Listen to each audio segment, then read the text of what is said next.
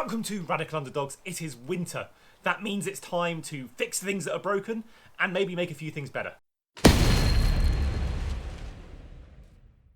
Here, and these are the new suspension components. So, let's get started. You know, the sort of YouTube videos I hate is where everything goes well. In real life, of course, I'd love it if everything went well. This is basically the first bolt, so we've kind of taken the wheel off and we're here with the lower control arm, and we're going to try and take out the bolts which do the adjustment bolts, and the nuts come off fine. That's great. First thing.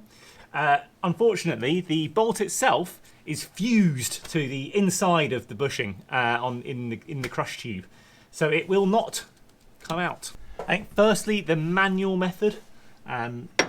This steering arm is a bit in the way for knocking it out.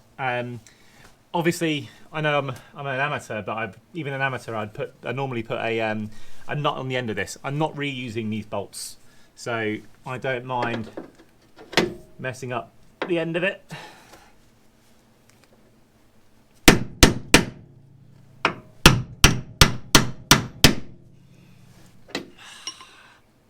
Not moving an inch would be good. Not moving a millimetre. I haven't always had fun with fire. Well, don't get me wrong, I've often had fun with fire, but the theory is, of course, that the metal expands and breaks the rust seal. I've got this rubber right next to here, so going from this way is not really appropriate. Going from underneath, but you're kind of heating up the whole bushing, and I kind of wanted to save this bushing. I'm going to go from this end and heat the bolt. Maybe the bolt will conduct the heat through the bit that's rusted and get it free, but I'm not really holding out hope for this method, and I have got my fire extinguisher handy as well.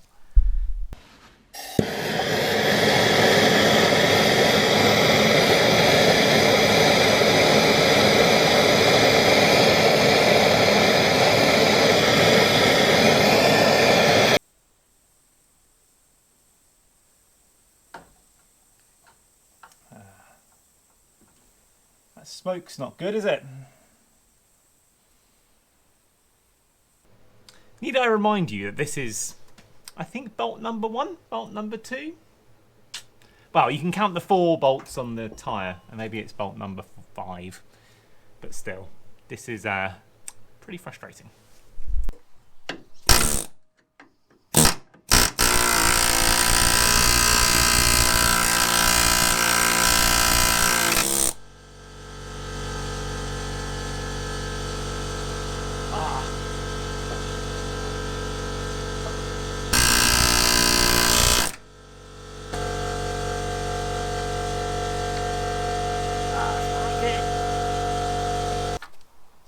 So we're nearly there. Why does heat always work?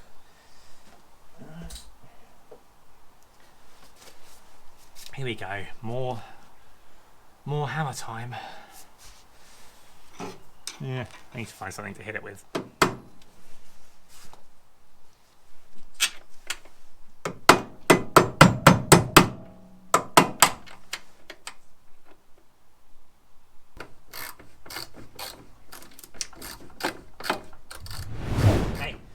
Impacting off bolts. Well, all of that time.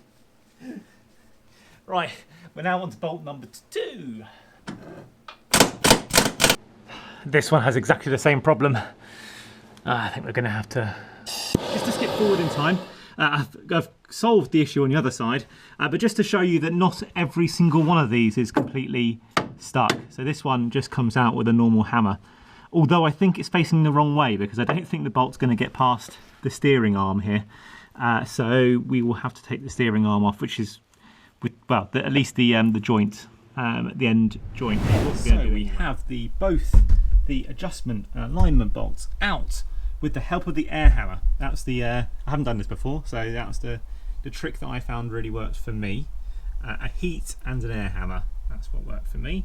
And now we're going to try and take out the ball joint. I've got this ball joint sort of separator device installed, and we're just going to get that underway. So you can see there, I've got that installed nicely at the moment, so I'm just going to do that next.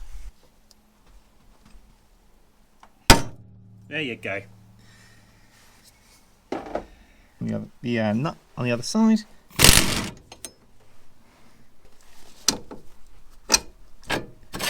There you go.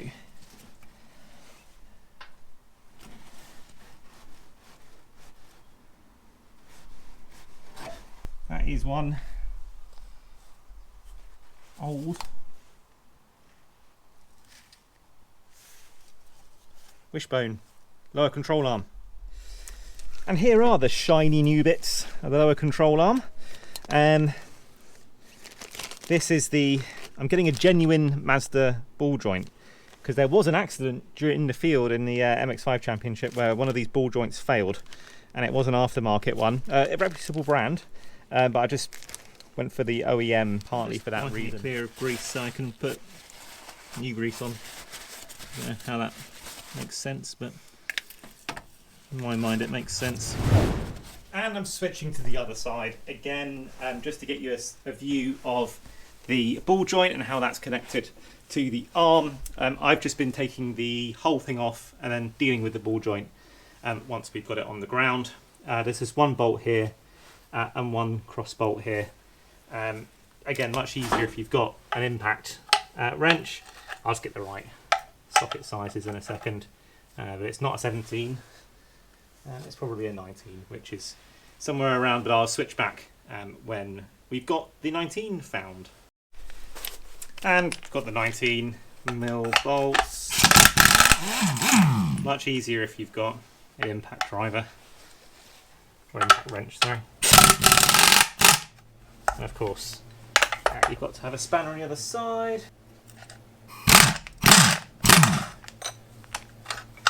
Okay. And there you go, that's the ball joint that comes out. But I'm going for the genuine ball joints here. They don't come with any fixings, so that is something to bear in mind. New ball joint. It's a bit of a tighter fit than the aftermarket one, it seems. Just needs a little bit of a tap. Don't really want to be.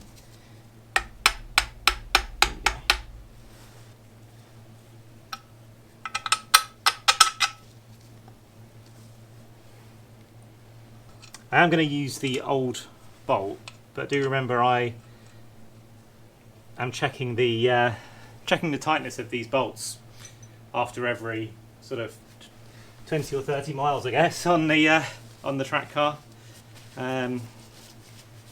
Obviously, that wouldn't be the case on an ordinary road car.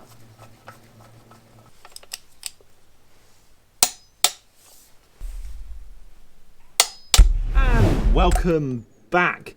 I actually took an overnight break in the meantime and did fit the new arm back in. You'll notice I've just put sort of some standard like ordinary bolts through where the alignment bolts go. That's because my new alignment bolts haven't arrived yet, so just whilst I'm waiting on those, they're there just to hold it in place, although they're not doing very much holding. It seems to just sort of stay in without them there. I've torqued up the bolts underneath and the one on top as well.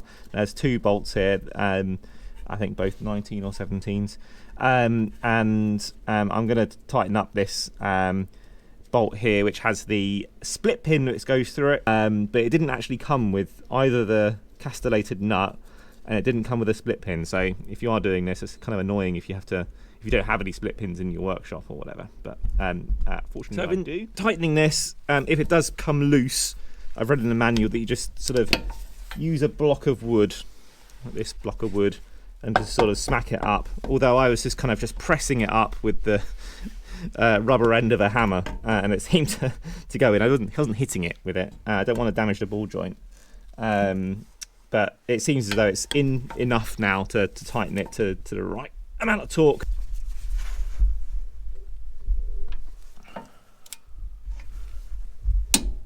Okay, there you go, that's click.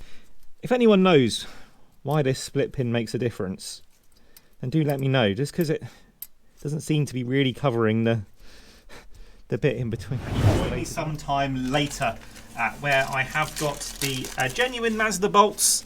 These are the alignment bolts with the washer kind of fused to the top bit there, and of course it comes with washers.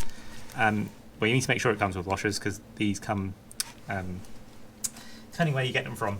They either come in a kit or they don't, but it's definitely worth checking before you go out and spend your money. But the way these work is that they thread through the bottom of the wishbone here, and they pivot, and you can kind of see that kind of moves in. You can't really see it right now, but it moves in and out when the bolts move. But I will make sure they're greased. I don't want them sticking like last time. So a question, copper slip or moly grease? Not really sure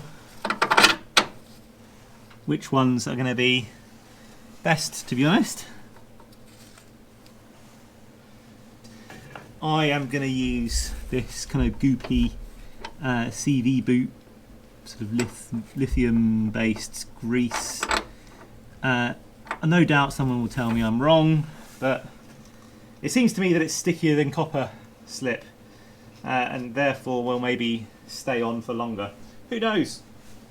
And these genuine Mazda washers come in a bit of a shinier variety than the Bolt, and I believe they just sort of slip over where it's kind of obvious that it does. It's got the grooves where the grooves are in the Bolt.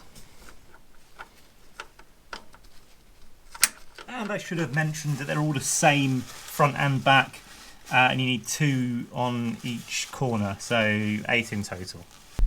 And you've noticed that I put the bolts, one facing that way, one facing that way. I think there is a bit of debate about which way round it goes. I think the parts catalogue shows them facing the way that they're installed here. But if you do think I've got it wrong, then do just let me know. Don't think it should make a huge amount of difference because there's on both the washer and on the front there's a the guide as well, so the little marks are on both front and back, so I don't think it makes a huge amount of difference, but that's just the way. I'm not obviously going to tighten and torque all this stuff up until the suspension is loaded on it, but I will make the bolts a little bit more snug, and I'll set the alignment roughly to what it was before, but you absolutely will need to get this realigned now that I've taken the alignment bolts out. I'm going to leave that because this suspension bolt's going to have to come off to get the top one off, and you'll see that in a future video. As I've said, that'll come up in a future video. If you have been watching, please do like and subscribe.